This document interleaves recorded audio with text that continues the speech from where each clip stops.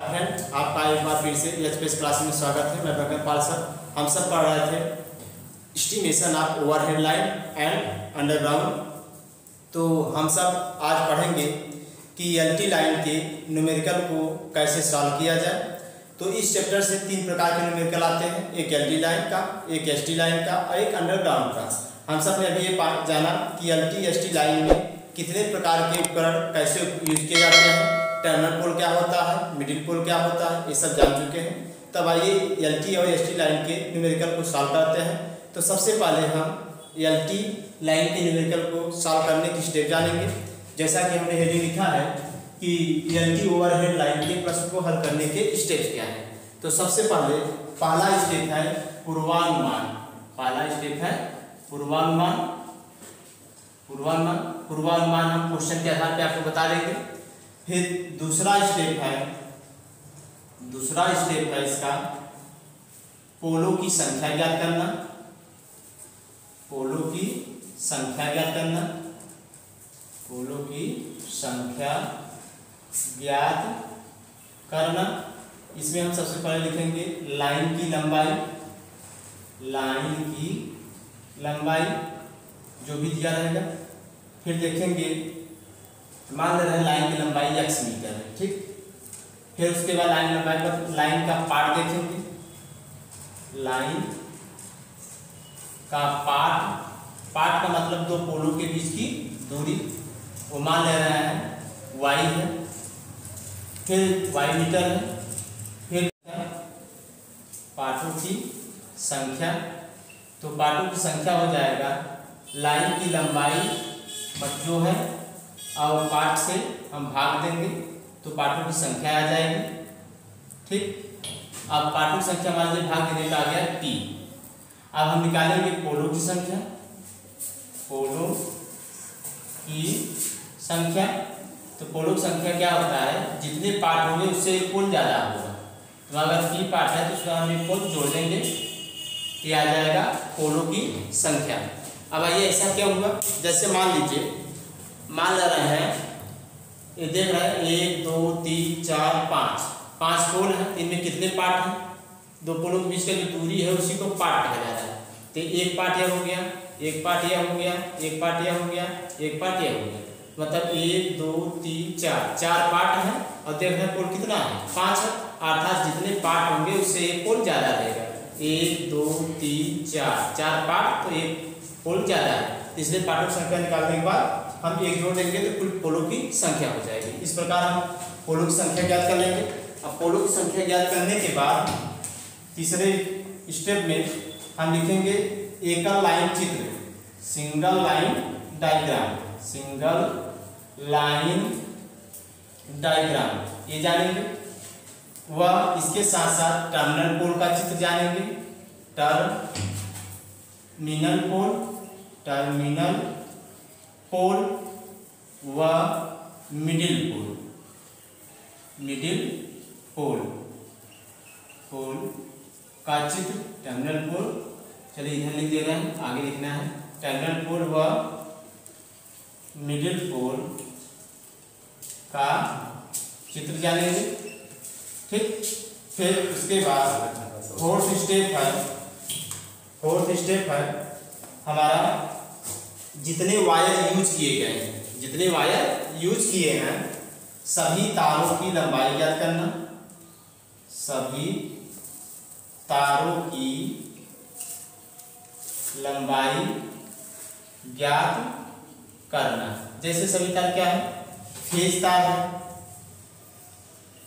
Phase तार की पहले हम संख्या लिख लेंगे। फेज तार की संख्या कितनी है वो लिख लेंगे। मान लीजिए फेज तार की संख्या 10 है। चलिए 10 न मान के मान लीजिए फेज तार की संख्या n है, तो फेज तार की लंबाई निकालेंगे। तो फेज तार की लंबाई, अभी क्वेश्चन सॉल्व होगा तो अपने आप समझ आ जाएगा।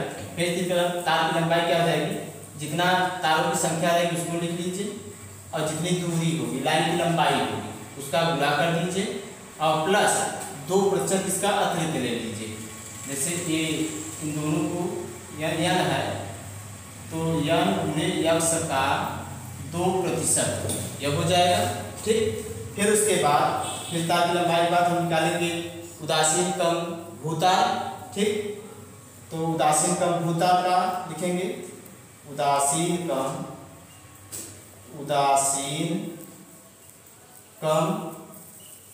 भूताल की संख्या, कि भाई ये सदैव एक ही रहती है, एक मान लीजिए। फिर उसके बाद इसकी लंबाई निकालेंगे, उदासीन कम भूताल की लंबाई निकालेंगे। तो लंबाई जितनी संख्या में गुणा कीजिए, लाइन की लंबाई जितनी होगी उससे गुणा करके फिर इसका 1% का, इसका 2% निकाल लीजिए। 2% का एक झोल रहता है, फिर लिया जाता है, ये कर देंगे। तो फेज तार आ गया, उदासीन कम भूताल आ गया। अब आइए निकालेंगे बारबेड तार, जो कटीला तार लपेटा जाता है पोल पर, वही बारबेड तार होता है। तो बारबेड तार की लंबाई लिखेंगे, बारबेड तार की लंबाई। तो बारबेड तार की जो लंबाई है उसके लिए फार्मूला है 3.14 इंटू 0.15 इंटू पोल, जितने पोल होंगे वो लिख देंगे, फिर इंटू 60, ये फार्मूला है। फार्मूला याद करिए, बारबेड तार का निकालने का यह फार्मूला है। इस प्रकार हमने देखा सभी तार जितने हैं उसकी हम लंबाई निकाल लेंगे, कितना तार कौन सा लगेगा, ये बातें हो गई। अब जो पांचवा हमारा स्टेप है, पांचवें स्टेप में हम आवश्यक सामग्री का आगरण एवं मूल्यांकन करेंगे। यहाँ लिखेंगे आवश्यक सामग्री का आगरण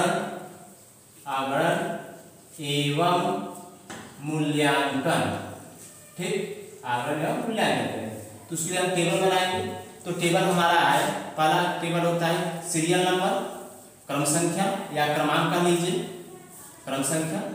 दूसरा टेबल है सामग्री का नाम, सामग्री का नाम व विवरण, सामग्री का नाम व विवरण। फिर उसके बाद आवश्यक सामग्री, इसमें दो कॉलम रहता है, एक कॉलम होगा मात्रा का, एक कॉलम होगा इकाई का, यह हो गया। फिर उसके बाद रहेगा दर, फिर उसके बाद मूल्य, फिर लास्ट में रहेगी टिप्पणी। ठीक, तो इस प्रकार हम कॉलम बना लेंगे। तो भाई ये कॉलम बन जाएगा, ऐसे हम कॉलम बना लेंगे, सभी कॉलम को अलग कर देंगे और इनको ऐसे कंप्लीट कर दीजिए। मात्रा का दो कॉलम इसको अलग कर दिए, दर मूल्य रहेगा रुपया में, ये भी रहेगा रुपया में।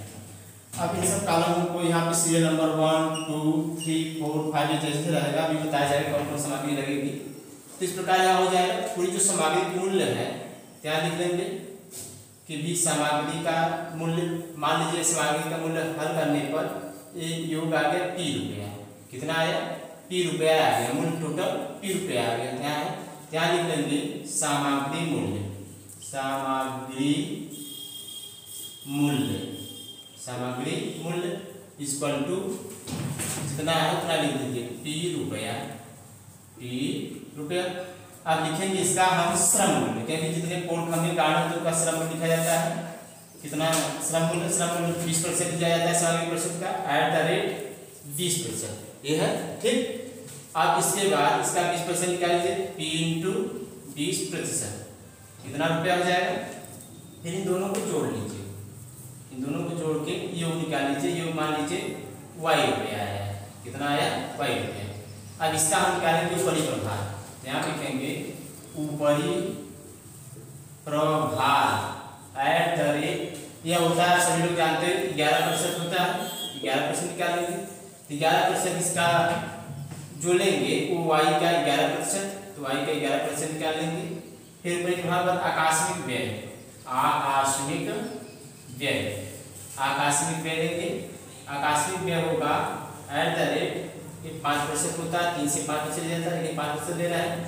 ये अभी Y का ही 5% निकाला जाएगा, Y का ही 5% रहेगा। अब इन सबको क्या करेंगे जोड़ लेंगे, ये हमारा महायोग हो जाएगा, अतः टोटल लागत आ जाएगी एस्टिमेटिंग कास्टिंग में, मान लीजिए Q रुपया है। ठीक, इस प्रकार हमने देखा कि भाई एलटी लाइन को सॉल्व करने के क्या स्टेप होते हैं। पहले स्टेप में हम जानेंगे पूर्वानुमान बताया जाएगा। दूसरे स्टेप में जानेंगे पोलों की संख्या ज्ञात करना। तीसरे स्टेप जानेंगे सिंगल लाइन डायग्राम या टर्मिनल पोल या मिडिल पोल चित्र बनाएंगे। फिर सभी तार जितने तार प्रयुक्त होते हैं सभी तारों की हमको लंबाई ज्ञात कर लेंगे। फिर उसके बाद सामग्री का आगरण एवं मूल्यांकन करके हम इनका जितने श्रम मूल्य परिप्रभार राशि में ये सब निकाल लेंगे। तो यही स्टेप है। अब आइए एक क्वेश्चन लेते हैं, उसी क्वेश्चन को हम सॉल्व करते हैं, जिससे इससे कितने भी प्रकार के टाइप आए के क्वेश्चन आएंगे वो हम सॉल्व कर लेंगे। तो चलिए आइए देखते हैं क्वेश्चन क्या है। इसको आप लोग स्क्रीनशॉट ले लीजिए। मैं एक साइड में जा रहा हूँ, तो आइए फिर एलटी लाइन का हम न्यूमेरिकल सॉल्व करते हैं। तो यहाँ पर हमने एक क्वेश्चन दिया है, ये आपके पेपर में आया है। ये कह रहा है कि 1 किलोमीटर लंबी सिरों पर 415 3 फेज 50 हर्ट्ज वितरण लाइन को, तो देखिए वोल्टेज से पता चल गया 415 मतलब एलटी लाइन है और खुद कह दिया है कि वितरण लाइन है और कैसा है 3 फेज का है। ये बात के लिए कि कह रहा है 1000 केवीए पावर है और ट्रांसफार्मर है 11/0.4 केवी खंभा आरोपित उपकेंद्र से, मतलब खंभे ट्रांसफार्मर है, उस ट्रांसफार्मर से सीधे मार्ग पर स्थापित करना है। ये बात क्लियर हो गई। इस लाइन को 9 मीटर लंबे, इस लाइन को 9 मीटर लंबे मतलब कौन सा पोल यूज करेंगे 9 मीटर लंबे आरसीसी खंभे पर, आरसीसी का पोल है और कंडक्टर की माप बता रहा है एसीएसआर कंडक्टर, उसकी माप है 613 mm, मतलब 6 तार है, एक तार स्टील का है और जिसकी सभी तारों की मोटाई है 3 mm। एसीएसआर चालक से बनाना है। अपेक्षित सामग्री की सूची बनाइए, सामग्रिता और लाइन की लागत का आकलन कीजिए। अब कह रहे हैं कि आसन खंभों के मध्य विस्तृत 50 मीटर, विस्तृत मतलब दो पोलों के बीच का जो गैप है दूरी जिसे हम पार्ट कह रहे हैं वो दिए हैं 50 मीटर और मार्ग का सामान्य चित्र कह रहे हैं बनाइए। सामान्य चित्र का मतलब आप सिंगल लाइन डायग्राम बना दीजिए और टर्मिनल पोल का चित्र, दो ही चीज बनाना है। आप टर्मिनल पोल का चित्र बना दीजिए और सिंगल लाइन डायग्राम बना दीजिए, यही 2 चीज बनाना है, इसके अलावा कोई चीज नहीं बनाना। सीधे हमको क्या करना है कैलकुलेशन करना है। तो हमको अभी बताया गया, हम सब ने जाना कि भाई इसके सॉल्व करने की स्टेप, पहला स्टेप है पूर्वानुमान, दूसरा स्टेप है हमारा पोलों की संख्या ज्ञात करना, तीसरा स्टेप है सिंगल लाइन डायग्राम और टर्मिनल पोल का चित्र बनाइए या मिडिल पोल का। यहाँ हम ज़्यादातर टर्मिनल पोल का ही चित्र बनाएंगे और इसके बाद जब पोलों संख्या काउंटिंग हो जाएगी तब हम निकालते हैं सभी तारों की लंबाई कितनी होगी।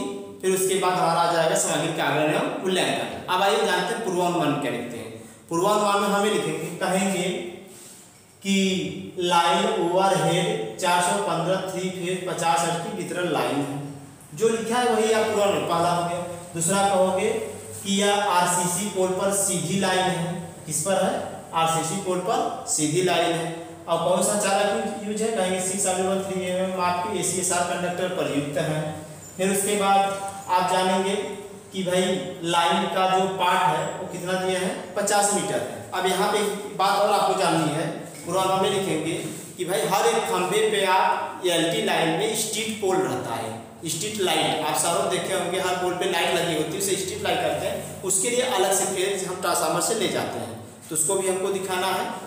तो इस प्रकार कुल मिला के RYB 3 फेज हो रहेगा और एक स्ट्रीट लाइन के लिए 4 फेज हो जाएगा और न्यूट्रल का अर्थिंग वायर तो जाएगा ही। तो हम चित्र के माध्यम से समझ लेंगे। तो आइए सबसे पहले हम पूर्वानुमान लिखेंगे। क्या लिखा जाएगा? पूर्वानुमान। मैं हट जा रहा हूँ, थोड़ा आप इसका स्क्रीनशॉट ले लीजिए, फिर इसको मिटाएं और क्वेश्चन को सॉल्व करें। चलिए आइए आते हैं इस क्वेश्चन को। आप समझ लीजिए कि लाइन की लंबाई है, यहाँ पे लाइन की लंबाई है 1 किलोमीटर। पूरी लाइन कितनी की छानी है? 1 किलोमीटर की लाइन की लंबाई है। लाइन की लंबाई याद करें 1 किलोमीटर, विस्तृत लाइन का पार्ट 50 मीटर है, दो पोलों के बीच का गैप 50 मीटर है, याद है। और कंडक्टर इस माप का है और पोल क्या है? आरसीसी 9 मीटर लंबा आरसीसी पोल है। ठीक, ये बात क्लियर हो गई। तो चलिए हम इसको मिटाते हैं। तो याद है आपको 6/3 mm का एसीएसआर कंडक्टर है। 1 किलोमीटर लंबी लाइन है, लाइन का पार्ट है 50 मीटर। तो बस यही आवश्यकता है अब अभी जानेंगे कौन सा चित्र हमें बनाना है, सिंगल लाइन डायग्राम बनाना है, टर्मिनल पोल का चित्र बना दीजिए। ठीक, आइए देखते हैं। पहला हम लिखेंगे पूर्वानुमान। क्या लिखेंगे? पूर्वानुमान। हमने बताया पूर्वानुमान क्वेश्चन के आधार पर लिखा जाएगा पूर्वानुमान। ठीक, तो पूर्वानुमान में यहाँ पे पहला दूसरा नंबर डालिए, कल हेडिंग डाल के लिखिएगा, वहाँ तो आपको समझाने के लिए बताया गया। पूर्वानुमान में हम पहला लिखेंगे कि भाई लाइन कौन सी है, एलटी लाइन है, ये तो क्वेश्चन से पता चल गया, तो आप बता देंगे कि किस लाइन पे बिछाना है। कहोगे कि 415 वोल्ट 50 थ्री फेज लाइन है, 3 फेज 50 हर्ट्ज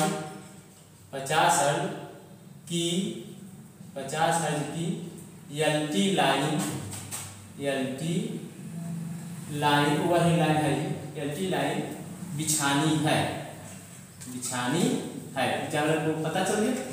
फिर दूसरा ये बताएंगे कौन सा पोल दिया है, वो कह रहा है 9 मीटर लंबा कौन सा पोल है? आरसीसी पोल प्रयुक्त है। आप क्वेश्चन इसके साथ लिया है तो उसमें दे सकते हैं 9 मीटर लंबा आरसीसी पोल प्रयुक्त है। एग्जामिनर को पता चल गया आरसीसी पोल प्रयुक्त है।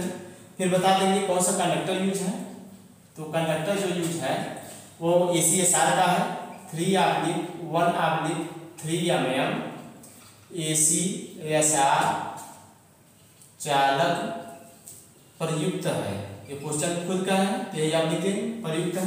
ये हो गया। अब भाई न्यूट्रल वायर भी है, तो आप बता देंगे उदासीन तार GI तार का प्रयुक्त है। इसके नाम दूसरा भी ले सकते हैं, हम GI तार ले रहे हैं। उदासीन तार मतलब न्यूट्रल वायर, उदासीन तार GI तार 6SWG का GI तार प्रयुक्त है। उदासीन तार बताइए। अब बता रहा है स्ट्रीट, प्रत्येक पोल पर स्ट्रीट लाइट व्यवस्था है, मतलब गलित प्रकाश व्यवस्था है। तो आप बता दोगे कि प्रत्येक पोल पर स्ट्रीट लाइट व्यवस्था है। तो इसके लिए अलग से फिर जाएगा, तो अभी हम बताएंगे क्वेश्चन अलग से व्यवस्था है। ये बात हो गई। फिर इसके बाद आप बता दोगे, आपको बताया गया है कि 1 किलोमीटर में कम से कम 3 पोल या 4 पोल अर्थित होने चाहिए। तो आप कह दीजिए प्रत्येक चौथा पोल अर्थित है। 1 किलोमीटर में 3 पोल अर्थित है। तो यहाँ पर क्या कर रहे हैं कि भाई यहाँ पे प्रत्येक चौथा पोल अर्थित है, बता दीजिए। तो यहाँ बताएंगे कि टर्मिनल पोल के अलावा और एक चीज़ और बता दीजिए। यहाँ बता दीजिए, मान लीजिए हम बता रहे हैं प्रथम पोल और अंतिम पोल टर्मिनल पोल है, ये भी बताना जरूरी है। तो बता दे रहे हैं, चूंकि यहाँ पर एक बात और समझ लीजिए, यहाँ पे कारण है कि ट्रांसफार्मर पहले से है, तो ट्रांसफार्मर से सप्लाई लेके हमको जाना है। तो अगर ट्रांसफार्मर से सप्लाई लेके जाना है तो हमको पहले टर्मिनल पोल नहीं बनाना, जिसे कहते हैं न्यू अर्थ बाउंड लाइन। पहले से ट्रांसफार्मर है, ट्रांसफार्मर से कनेक्शन लेके जाना है, तो ट्रांसफार्मर भी इक्विपमेंट लगा के हम वही टर्मिनल पोल बना देंगे और वहीं से सप्लाई लेके हम बाहर चले जाएंगे। तो वही ट्रांसफार्मर पे हम बता दे रहे हैं कि बताइए निवर्तमान लाइन है, तो यहाँ बताया जाएगा कि अंतिम पोल केवल टर्मिनल पोल है, पहला पोल निवर्तमान वाला है। यहाँ बता दोगे कि भाई अंतिम पोल टर्मिनल पोल है, अंतिम पोल टर्मिनल पोल है। पहले पोल को हम टर्मिनल पोल ना बना के हम क्या कर रहे हैं, अंतिम पोल को टर्मिनल पोल बना रहे हैं। चलिए आइए चलते हैं, अंतिम पोल का टर्मिनल पोल है। फिर इसके बाद बता देंगे कि बीच में जो मध्यस्थ पोल सब पे क्या है, सेकंड स्टेटर है, तो सेकंड स्टेटर तो प्रयुक्त हो जाता है। अब अगर लिखना चाहेंगे तो सामग्री पूर्वानुमान ज़्यादा हो जाएगा, इतनी ही सामग्री लिखिए। लेकिन एक बात और आपको बताना है अर्थिंग, तो बता देंगे कि 1 किलोमीटर में 3 पोल अर्थिड हैं, 1 किलोमीटर में 3 पोल अर्थिड है। और टर्मिनल पोल के छोड़कर टर्मिनल पोल भी अर्थिड रहेगा और 3 या कर लीजिए प्रत्येक चौथा पोल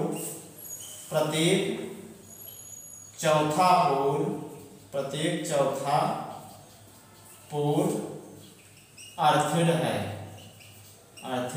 है। तो ये सब हम पूर्वानुमान में इतना ही लिखेंगे, बस इतना कंफर्टेबल है। और जब पूर्वानुमान हो जाएगा तो आपको बताया पोलों की संख्या ज्ञात करेंगे, तो पोलों की संख्या ये ज्ञात कर लेते हैं। तो आप पोलों की संख्या भाई आपको जानकारी के लिए बताएंगे, पहला पूर्वानुमान लिखते हैं, दूसरा हम लिखेंगे पोलों की संख्या ज्ञात करेंगे। तो दूसरा पोलों की संख्या ज्ञात करने में आप हेडिंग मत डालिए कि पोलों की संख्या ज्ञात किया जा रहा है, आप केवल लिखिए पोलों की संख्या ज्ञात करना, दिमाग सोचे रहिए। तो लिखेंगे पहले लाइन की लंबाई, लाइन की लंबाई कितनी है भाई, आपको बताया गया 1 किलोमीटर है, 1 किलोमीटर मतलब 1000 मीटर है। ठीक, फिर लाइन का पार्ट कितना है, पार्ट मतलब जिसे विस्तृत कर रहे हो 50 मीटर दिए हैं, यह हो गया। अब निकालना है पार्टों की संख्या, पार्टों की संख्या।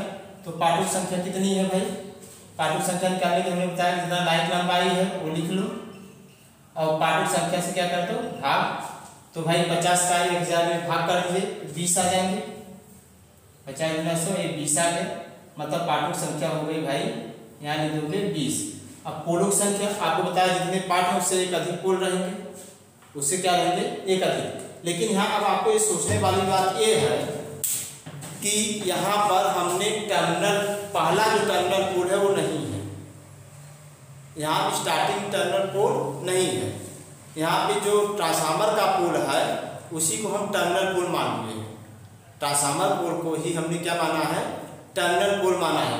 अगर यहाँ हमने न लिखते कि अंतिम पोल टर्मिनल पोल है तब तो हम गणना करते, चलिए कंफ्यूजन ना हो तो मान लीजिए कि यहाँ पे आप क्योंकि एक पहला क्वेश्चन सॉल्व कर रहे हैं जिससे आपको समझ में आए, प्रथम पोल व अंतिम पोल मान लीजिए टर्मिनल पोल है। ठीक, प्रथम पोल व क्वेश्चन दिया हो या न दिया या अपने से मानेंगे, जो माने को ही एग्जामिनर मानेगा। प्रथम पोल व अंतिम पोल टर्मिनल पोल है, प्रथम पोल व अंतिम पोल टर्मिनल पोल है, यह हो गया। तो 20 पार्ट आगे तो बताया गया है कि जितने पार्ट होंगे उससे एक ज़्यादा पोल होगा, तो लिखेंगे पोलों की संख्या या कुल पोल लिख लीजिए, कुल पोल।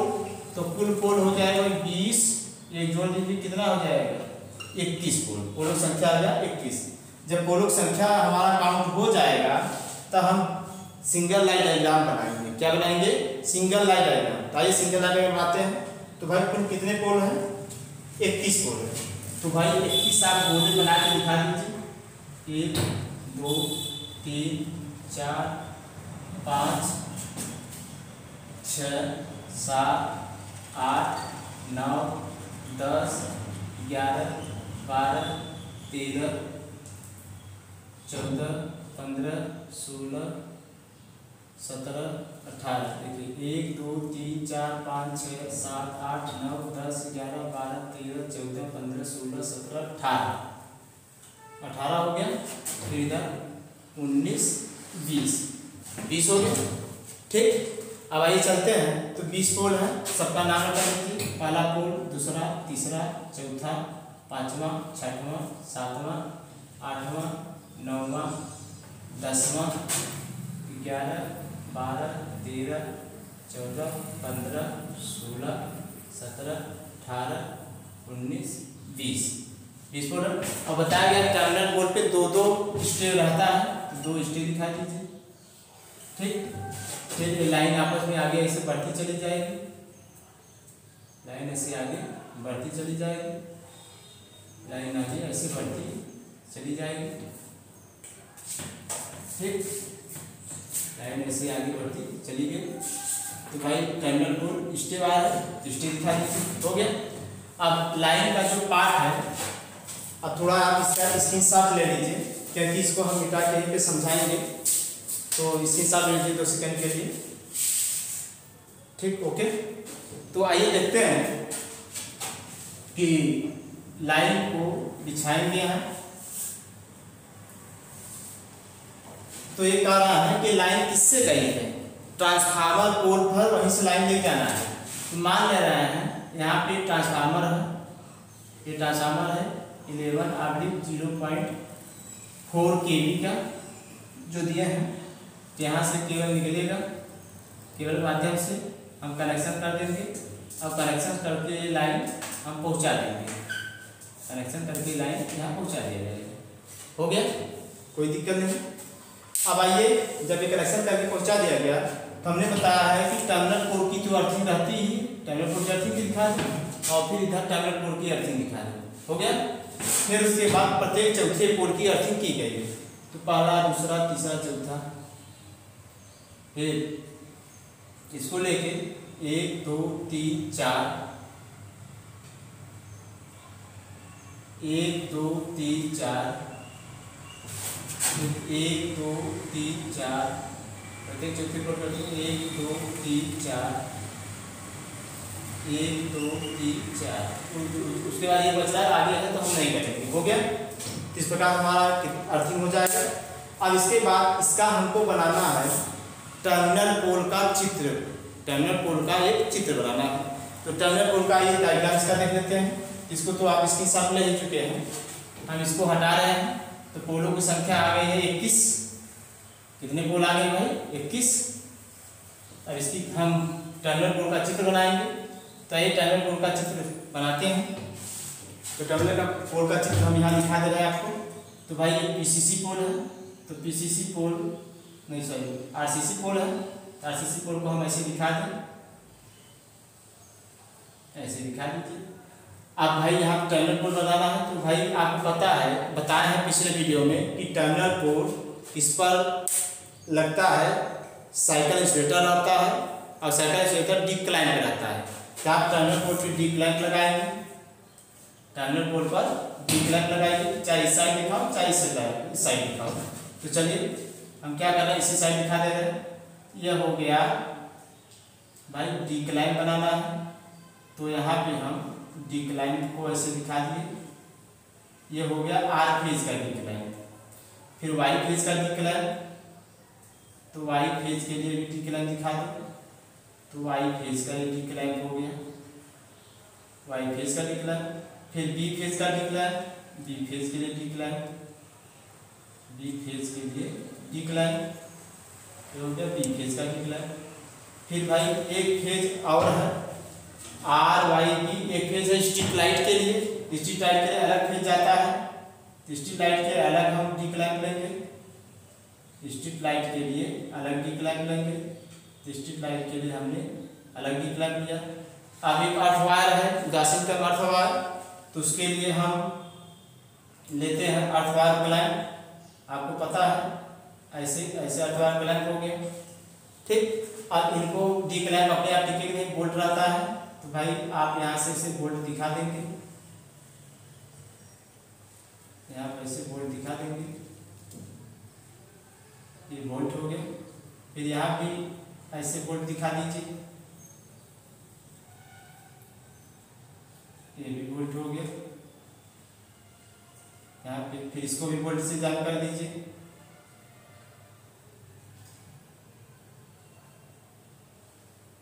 भाई इसको भी बोल्ट से जाम हो गया, ये हो गया। फिर इसको भी बोल्ट से जाम करना है,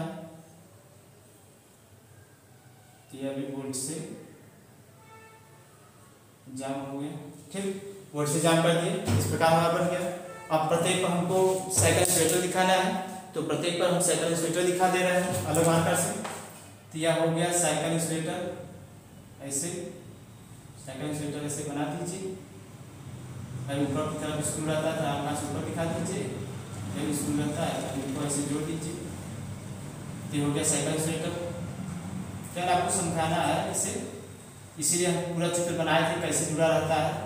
तो यहाँ पे ऊपर भी बोल्ट रहता है, नीचे भी बोल्ट रहता है, इसे जोड़ दीजिए। यहाँ भी साइकिल इंसुलेटर दिखा दीजिए और नीचे साइड साइकिल इंसुलेटर दिखा दीजिए। यहाँ भी बोल्ट रहेगा, अभी साइकिल इंसुलेटर है और नीचे भी बोल्ट रहता है। तो यहाँ भी साइकिल इंसुलेटर दिखा दीजिए, तो यहाँ भी साइकिल इंसुलेटर दिखा दीजिए। हो गया। यहाँ भी बोल्ट रहता है, यहाँ भी बोल्ट, साइकिल इंसुलेटर बन गया। अब इसी में हमको क्या करना है कि ये हो गया आर फेज, ये क्या है वाई फेज, ये क्या है बी फेज, ये क्या है न्यूट्रल का अर्थ वायर। बेसिक सर्किट का क्या होता है, जीआई का रहता है। और तो क्वेश्चन दिए हैं एसीएसआर कनेक्टर। और प्लस प्रत्येक में रक्षण लूप रहता है, जिससे ऊपर और नीचे वाला आपस में साथ न करें, तो भाई प्रत्येक में रक्षण लूप भी लगाना है। तो रक्षण लूप हम दिखा रहे हैं आपको, कैसे रक्षण लूप दिखाएंगे। ये है जैसे समीकरण में था आर वाई डी न्यूटन का अर्थ है। अब रक्षण लूप यहाँ पे रहता है भाई, आपको पता है रक्षण loop cycle insulator split insulator रहता है। तो यहाँ पे स्प्लिट इंसुलेटर दिखा दीजिए। तो मान लीजिए स्प्लिट इंसुलेटर है, ये स्प्लिट इंसुलेटर। अब इसी पे हमको रक्षण लूप दिखाना है। तो यहाँ पे रक्षण लूप दिखाना है। ये 8 HWG का होता है, 8 HWG का होता है। इसको थोड़ा और आगे बढ़ा दे रहे हैं, यहाँ से ऐसे ज्वाइन कर दिए, ठीक। और एक साइड 1.5 मीटर, फिर इस साइड 1.5 मीटर, कुल मिला के 3 मीटर होता है। तो ये रक्षण लूप हो गया, ये स्प्लिट इंसुलेटर है, ये बन गया। अब सॉरी, ये तो सॉरी भाई गलती, यहाँ पे 8 बार नीचे है। ये तो जो गया है गलित प्रकाश व्यवस्था के लिए, स्ट्रीट लाइट के लिए पी फेज है। फिर उसके बाद हम क्या करेंगे, जो न्यूट्रल कम अर्थ वायर है, यहाँ से भाई थोड़ा इसको हटाइए, ये जाएगा लास्ट तक अर्थ वायर तक, मिस्टेक हो गया। अब यहाँ से हमने लिया है न्यूट्रल कम अर्थ वायर। अब न्यूट्रल कम अर्थ वायर है तो इसको थोड़ा और नीचे लाइए। फिर उसके बाद न्यूट्रल कम अर्थ वायर से जोड़ दीजिए ऐसे, यह हो गया न्यूट्रल कम अर्थ वायर से जुड़ गया। अब ये बन गया हमारा कैसे ऊपर वाला संयोजन था। अब नीचे, इसके नीचे आएंगे तो आपको पता है डेंजर प्लेट रहता है, डेंजर प्लेट। फिर उसके नीचे आएंगे तो बारबेट तार रहता है, बारबेट तार, ये बारबेट तार है। फिर सबसे नीचे आएंगे आप तो जमीन में स्टोन पैड होता है, जिससे कोई धंस नहीं पाता है। और इसी की क्या की जाती है, मफिंग। तो मफिंग दिखा दीजिए, ये मफिंग, तो मफिंग ऐसे दिखा दे रहे हैं, ये पोल हो गया। और आपको बताया गया प्रत्येक टर्मिनल पोल पे 2 स्टे रहेगा। एक स्टे लाइन पे यहाँ लगाइए, ऐसे स्टे लाइन लगा के ये स्टे यहाँ पे ऐसे खींच लीजिए, एक स्टे यहाँ लगाइए, यहाँ पे स्टे लगा के इसे ट्राई कर लीजिए। तो हो गया स्टे। अब सभी का ये नामकरण करते हैं। अब आपको पता है इन दोनों को हम कहते हैं स्टे है। और ये कौन सा पोल है भाई, ये दिखाया गया, ये आरसीसी पोल है, आरसीसी पोल। और ये क्या है, डी क्लैंप है, ये डी क्लैंप है, डी क्लैंप। और ये क्या है, साइकिल इंसुलेटर है, इसे हम कह रहे हैं साइकिल इंसुलेटर, साइकिल इंसुलेटर, यह हो गया। फिर ये क्या है भाई, बताया गया है स्प्लिट इंसुलेटर, स्प्लिट इंसुलेटर। आप लगभग सभी आगे जान चुके हैं। अब इसे कहते हैं रक्षण लूप, रक्षण, इसे कहा जाएगा रक्षण लूप, ठीक। और यहाँ पे ये जो लगा है इसे हम कहेंगे, किससे ले गया है, न्यूट्रल का अर्थ वायर क्लैंप कहा जाएगा, इसे कहेंगे अर्थ वायर, थोड़ा पीछे लिख रहे हैं, अर्थ वायर क्लैंप, ये अर्थ वायर क्लैंप है। इसे डेंजर प्लेट कहा जा रहा है। ये क्या है भाई, डेंजर प्लेट, जिसे कोई देखे तो भाई खतरे के निशान छिपा होता है, जो टच करेगा तो उसके दशा होता है, इसलिए लगा होता है, वही इसको टच करना मना है, ठीक है। अब ये क्या है, बारबेट तार है, ये है बारबेट तार। आप अपने गांव के पास, कस्बे में, शहर के पास देखेंगे इलेक्ट्रिक पोल का ऐसे टर्मिनल सवाल हो जाना है जो ट्रांसफर करता है। ये क्या किया गया है, मफिंग, मफिंग। और ये क्या है, स्टोन पैड, ये है स्टोन पैड, ये बन गए। भाई ये तो हो गया उदासीन तार, ये उदासीन तार, ये फेज तार, ये गणित प्रकार व्यवस्था के लिए है। तो भाई इसे हम कह रहे हैं उदासीन का न्यूट्रल कम अर्थवार। चलिए इतना तो आप जानते ही हैं। इस प्रकार एक टर्नर पोल का चित्र बना देंगे और एग्जाम चाहे ज़्यादा अगर पोल आ जाएंगे तो आप सिंगल लाइन डायग्राम मत बनाइएगा। अगर 25 पोल 30 पोल तक है तब तो बना दीजिएगा, उसके बाद टर्नर पोल बनाइए। कैसा भी क्वेश्चन आए टी लाइन का, इसमें दो ही चित्र बनाओ, एक सिंगल लाइन रहेगा और एक टर्नर पोल का चित्र, यही रहेगा। अगर कुछ नहीं कहा है तो आप अपने से ही सब कुछ जैसे पूर्वानुमान माने हो वैसे मान के हम हल करते चलेंगे।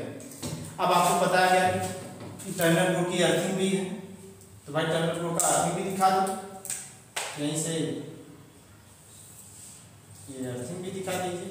अब टर्नर इसकी पोल की अर्थिंग नहीं है, यहाँ जो ऊपर लगा है सवार होते हुए आएगा, ये अर्थिंग हो जाएगा।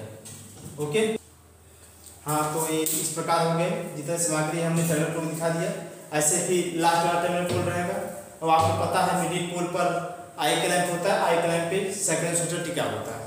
अब हम सब पहला स्टेप जाने पूर्वानुमान, दूसरा पोल संख्या काउंटिंग की, तीसरा हमने सिंगल लाइन डायग्राम और टर्नर पोल चित्र बनाया, और चौथा है सभी तारों की लंबाई करते हैं।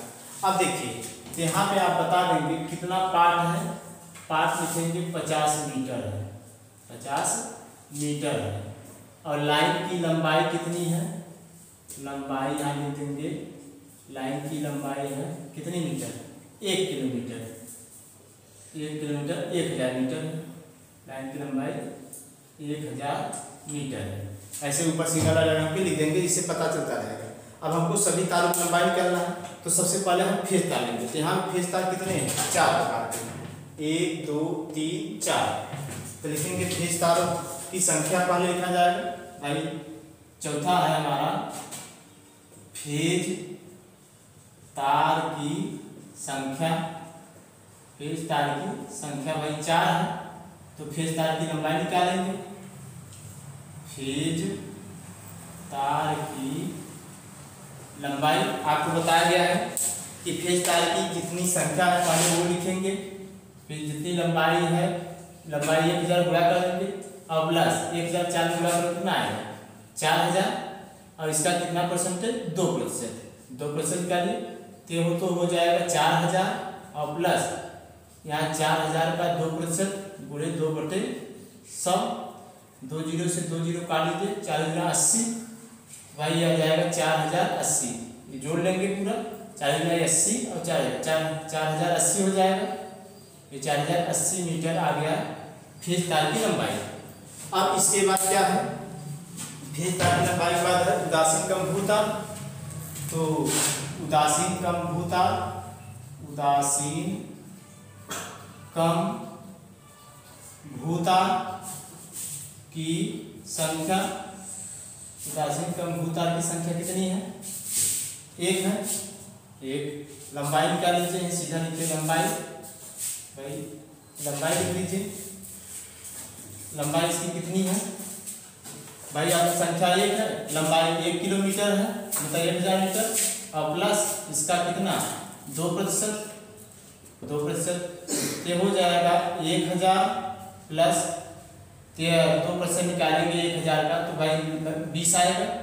देख लीजिए 1000 गुणे 2/100, 2 जीरो काट दिया, 10 20, यह आ जाएगा 1020 मीटर। ठीक, 1020 मीटर आ गया। अब हो गया, अब बार बेड तार की लंबाई निकालना है, तब लिखेंगे बार बेड तार की लंबाई, उसके लिए फार्मूला है 3.14, ठीक, इंटू बताया गया 0.15 इंटू पोलों की संख्या कितनी है, पोलों की संख्या लिखना है भाई, पोल होता है फिर इंटू 60 होता है, फार्मूला ही वैल्यू रखिए 3.14 इंटू 0.15। पोल है कितने, 21 पोल है, नहीं 20 पोल है। पोलों की संख्या भाई पार्ट था, लंबाई 1050 मीटर था, तो ये आ जाएगा कुल मिला के आपका 20 पंजे 120, मतलब पोल 21 निकले थे ना भाई, तो हम सब 20 लिखे हैं, एक पोल बढ़ा दीजिए, कुल 21 पोल थे, 20 प्लस 1 21 पोल था, तो यहाँ पे एक 21 पोल है, तो 21 पोल आप दिखा दीजिए, ये 20वां पोल है, फिर इसके आगे यहाँ 21वां पोल, एक टर्मिनल पोल है। अब इसकी क्या की गई है, अर्थिंग की गई है। यह हो गया 1 2 3 4, चौथा पोल की अर्थिंग रहेगी। यह हो गया ठीक। तो ऐसे दिखा था, यहाँ 20 पार्ट था, पोल थे 21, तो 21 दिखाना पड़ेगा। तो यहाँ पे ये आ गया। आप इसका थोड़ा गुणा करके बताइए, ठीक है, गुणा करके बताइए। अब यहाँ पे बारहवीं तार की लंबाई ये आ गई, अभी गुणा किया जा रहा है, आपको बताएंगे। तो यहाँ पे आइए देखते हैं, तो बारहवीं तार की लंबाई जब आ जाएगी तो हम करेंगे आवश्यक सामग्री का आगरण एवं मूल्यांकन। तो आवश्यक सामग्री का आगरण मूल्यांकन के लिए क्या बनाना है, टेबल बनाना है। तो इसके लिए आप क्या करिए, इसकी शॉट लीजिए। इसके शॉट के लिए आपको टाइम दिया जा रहा है, इसके शॉट के लिए इसका गुणा करने को आया 9.8 लगभग आएगा, 9.8 मीटर। आप सब गुणा करके चेक कर लीजिएगा, जितना आएगा वो रहेगा। चलिए यहाँ पे हम मान रहे हैं 9.8 मीटर ये आया है, ठीक। अब आइए क्या करते हैं, आप इसका स्क्रीनशॉट लीजिए, ठीक है। चलिए अब आइए सामग्री का आगरण एवं मूल्यांकन करते हैं। सामग्री का आगरण एवं मूल्यांकन करते हैं।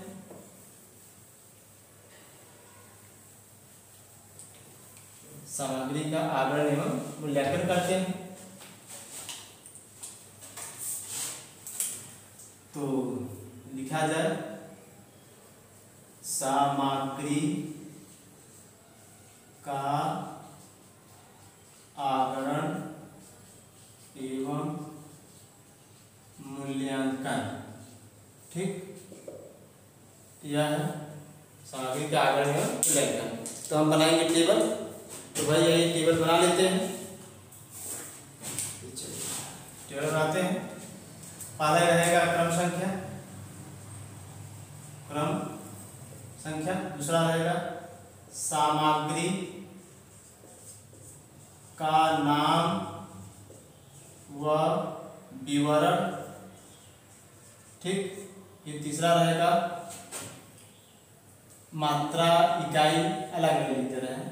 ये आवश्यक सामग्री कहा जाता है, आवश्यक सामग्री। इसमें रहेगा मात्रा और क्या रहेगा भाई, इकाई, ठीक। फिर रहेगा दर, फिर रहेगा मूल्य, दर के बाद मूल्य, मूल्य के बाद टिप्पणी। आपको पता है टिप्पणी लास्ट में रहती है। अब इन सबको क्रमांक कर दीजिए। तो क्रम संख्या है, सामग्री का नाम और विवरण है, यह हो गया। फिर यहाँ पे दर रहेगा, यहाँ पे मूल्य रहेगा, यहाँ पे टिप्पणी रहेगी। तो इस प्रकार हम यहाँ पे कर देंगे ऐसे। मात्रा इकाई 2 कॉलम रहेगा, हो गया। अब पहला क्रम संख्या अध्याय संख्या, यही टर्मिनल पोल है, यही क्या है, टर्मिनल पोल। तो केबल के द्वारा डायरेक्ट हम ले आएंगे, यहाँ इसका ज्वाइनिंग कर दिया जाएगा साथ प्रत्येक फेज में। तब टर्मिनल पोल से स्टार्ट करेंगे। तो पोल क्या है, 9 मीटर लंबा आरसीसी पोल है, क्वेश्चन में यही दिया है। तो पहले हम लिखेंगे पोल, पहले क्या लिखेंगे, पोल।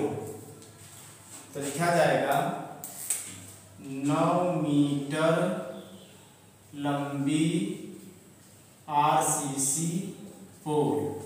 तो पोल कितने हैं, 21।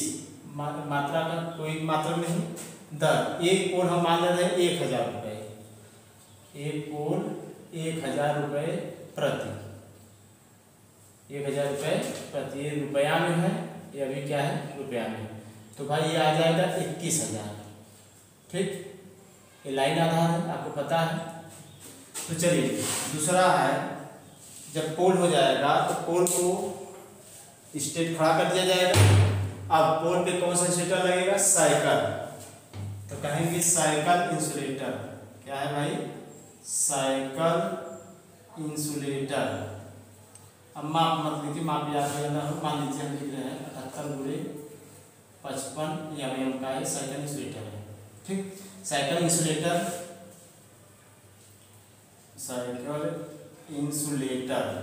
ठीक, एक इसकी संख्या ही देखते हैं। तो अब आपको पता है साइकिल इंसुलेटर कितने हैं। एक पोल पर 1 2 3 4, एक पोल पर 4 है, कुल 21 पोल है। तो भाई 21 गुणे 4, 4 के 4, 4 में 8, 84 पोल साइकिल इंसुलेटर होंगे। एक पोल पे 4 है तो भाई 21 पोल पे 84 हो जाएगा, तो 84 है। अब इसका कोई मात्रा नहीं। अब एक पोल का दाम मान ले रहे हैं 50 रुपये, तो भाई गुणा कर दीजिए। तो 5 चौका 20, 5 अठे 40, 40 2 42, अब सब गुणा कर लीजिएगा। ये क्या है, पृथक कारक है, लाइन पृथक कारक इसे कहा जाएगा। लाइन को जो अलग करता है लाइन पृथक कारक हो गया। अब इसके बाद तीसरा आ जाइए। तीसरा साइकिल इंसुलेटर किस पर टिका है, आप बताएं कि साइकिल इंसुलेटर डी क्लैंप है। तो डी क्लैंप पहला पोल और अंतिम पोल होगा। तो डी क्लैंप कितने हैं एक पोल पर, 1 2 3 4, तो ऐसे 4 अंतिम पोल पे होंगे, तो 4 4 8 हो जाएगा। तो यहाँ कहेंगे D clamp, D clamp, D clamp 8 है, संख्या कोई मात्रा। एक क्लैंप का दाम 20 रुपया, तो यह आ गया 160 रुपया। ठीक, ये डी क्लैंप किसके लिए है, इंसुलेटर स्थापन हेतु, साइकिल स्थापन हेतु का लीजिए, साइकिल को स्थापन हेतु, साइकिल स्थापन हेतु, साइकिल इसी स्थापित होगा। तो हो गया। अब भाई यहाँ बात हो गई डी क्लैंप, ते तो हो गए टर्मिनल पोल पे कौन कौन क्लैंप थे। अब बीच में जो पोल है आपको पता है, बीच में मध्य पोल होता है, और मध्य पोल पे आई क्लैंप है। कौन सा क्लैंप है, आई क्लैंप। इसी आई क्लैंप पे आपको बताया गया है, इसी आई क्लैंप पे साइकिल इंसुलेटर टिका होता है। तो भाई 4 ठो है, तो 4 ठो बीच में आई क्लैंप रहेगा। अब देखते हैं कि बीच वाले कुल कितने पोल बच रहे हैं आई क्लैंप वाले। तो भाई 1 4 क्लैंप है आई क्लैंप, 2 3 हो गया 4 आई क्लैंप है। और भाई एक तो आप जा रहा है अर्थ क्लैंप है, अर्थ क्लैंप उसकी दूसरे क्लैंप। अब इसी में क्या लगा है, मध्य पोल वाला साइकिल इंसुलेटर लगा है। तो भाई मध्य पोल का साइकिल इंसुलेटर, तो मध्य पोल का साइकिल इंसुलेटर यह है। इसे R phase, Y phase, V phase और पी मतलब गणित प्रकार विस्तार, ये न्यूट्रल का अर्थिंग है। ये R phase, Y phase, V phase और न्यूट्रल का अर्थिंग। तो बीच वाले पोल पे, अब बीच वाले पोल कितने हैं थोड़ा ध्यान दीजिए। तो बीच वाले जो पोल है, किनारे किनारे पोल निकाल लीजिए, 2 पोल निकाल लीजिए, कुल 21 है। तो बचा बीच में कितना, 19 पोल। तो 19 पोल पर 4 4 क्या है, आई क्लैंप है। तो हम यहाँ लिखेंगे चौथा आई क्लैंप, आई क्लैंप। तो भाई कितना है, 4, 4 का गुणा कर दे, 9 चौक 36, फिर 4 के 4 3 7, 9 चौक 76 कर लीजिए। तो 76 आई क्लैंप आ जाएगा, यह हो गया। अब आई क्लैंप का जो दाम है, आप ये जो डी क्लैंप है इसका दाम 20 रुपया ही नहीं रहेगा और रहेगा भाई एक अनुमानित लिखा जा रहा है कोई, चूंकि आपको न तो याद रहेगा टेबल कितना है, वो सरकारी लिस्ट में रहती है उसके साथ लिखा जाता है। चलिए इसका भी दाम हम वही 20 रुपया लिख दे रहे हैं, कोई दिक्कत नहीं, एक अनुमान लिख रहे हैं। तो 6 दूनी 12, 7 दूनी 14, 14 1 15, 1520 रुपया आ जाएगा। यह हो गया क्या, आई क्लैंप मध्य पोल पर, या लिखेंगे मध्य पोल पर। ठीक, अब आई क्लैंप हो गया भाई, आई क्लैंप हो गया। अब आइए चलते हैं अर्थ वायर क्लैंप। तो अर्थ वायर क्लैंप में 5वां है earth wire clamp. Earth wire clamp जितने पोल उतने एक पोल पर 1 है, तो भाई 21 पोल है तो 21 होगा, तो हो जाएगा 21। ठीक, तो यहाँ हम क्या करेंगे, इसका दर जो लिखेंगे अर्थ वायर क्लैंप का, हम यह 20 रुपया ही मान ले रहे हैं। तो यह हो जाएगा ये 0, फिर 2 के 2, 2 दूना 4, 420 रुपया। तो हो गया अर्थ उदार न्यूट्रल कम अर्थ के लिए, न्यूट्रल कम अर्थ हेतु इसके लिए है। अर्थ वायर क्लैंप हो गया। अब क्या बचा है भाई, जब अर्थ वायर सब समायोजन हो गया तो अब आइए चलते हैं इसी क्या है, फेज वार है, फेज वार को ले लीजिए। फिर उसके बाद अर्धवार की लंबाई लिख लीजिए। फिर उसके बाद ये आपका जो है रक्षण लूप उसको लिखेंगे। तो ये चलते हैं, छठा है आपका फेज वायर।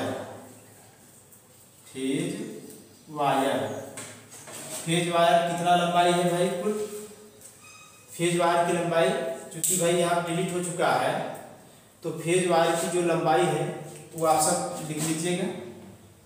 फेज वायर की लंबाई लिख लीजिएगा। अब हमें याद नहीं है फेज वायर कितना है, आप सब पीछे जाके बैक करके जो इसके साथ दिया है वो देख लीजिएगा फेज वायर की लंबाई। और प्रति जो लंबाई है फेज वायर मान ले रहा है, ये रहेगा मीटर में, और इसका मान ले रहा है एक 50 रुपया प्रति मीटर है, प्रति मीटर है। ठीक, जितना रहेगा उतना यहाँ लिख लीजिएगा, ये तो फेज तार है। अब आइए सातवां अर्थ वायर।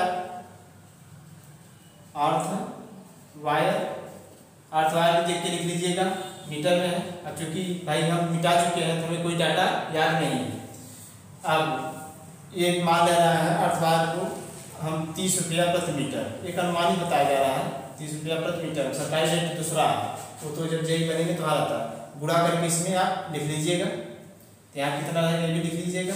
अब ये नहीं कि हम डैश कर रहे तो आप डैश कर देगा, आप जरूर लिखना क्योंकि हम डाटा याद नहीं है। ठीक है, अर्थवार हो गया। अब अर्थवार जो है वह 6SWG का है, SWG। अब आप पता है फेज वार है 6/1/3 mm।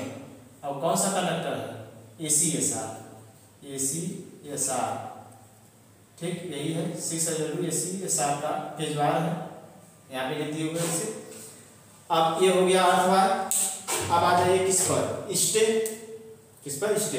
तो टर्मिनल पोर्ट पर, इस टर्मिनल पर 2 स्टे है, लास्ट वाले 2 है, तो कुल स्टे व्यवस्था कितना हो जाएगा? 4 आ जाएंगे। 8वां हमारा है स्टे।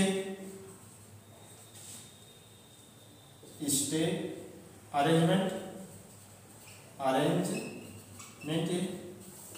स्टे 4 है, इसकी संख्या है। एक पे मान रहे हैं स्टे का आया 500 रुपया, तो चारों का मिला के हो गया कितना? 2000 रुपया। ठीक, अब आ जाइए 9वां।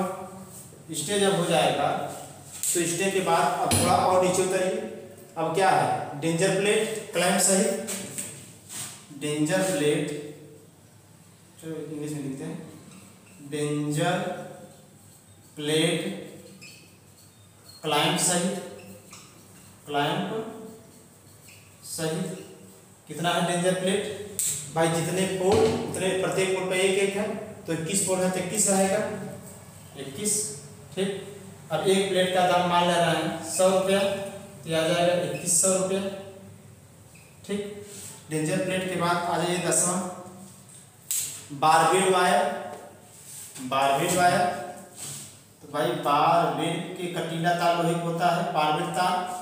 अब इसका सब निकाला गया है, वहाँ से देख लीजिएगा भाई लंबाई कितनी है, हम मिटा चुके हैं, लंबाई नहीं लिख पा रहे हैं। तो यहाँ जो रहेगा तो आप लिख लीजिएगा, मीटर में ले रहे हैं, या इसको मान ले लेंगे 10 रुपया प्रति मीटर, प्रति मीटर मान लेंगे।